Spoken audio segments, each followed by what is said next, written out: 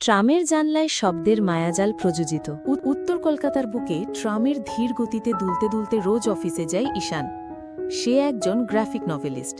তার গল্পের চরিত্ররা শহরের অলিগলিতেই লুকিয়ে থাকে, আর তার প্রতিদিনের অনুপ্রেরণা হল ট্রামের জানালার ধারে বসা একটি মেয়ে। মেয়েটির নাম সে জানে না। মেয়েটি প্রতিদিন একই জায়গায় বসে, জানালার দিকে মুখ করে, হাতে একটা ছোট লাল নোটবুক, যাতে সে সব সময় কিছু না কিছু লিখতে বা আঁকিতে থাকে। ঈশান মুগ্ধ হয়ে তাকে দেখে, কিন্তু কথা বলার সাহস জোগাতে পারে না। তাই ঈশান নিজের জগতে ফিরে যায়। তার কমিক্সের পাতায় মেয়েটিকে নিয়ে এক নতুন গল্প তৈরি হয়। তার তুলির টানে মেয়েটি হয়ে ওঠে তার গল্পের নায়িকা, যার সাথে সে এক কাল্পনিক প্রেমের গল্প বনে।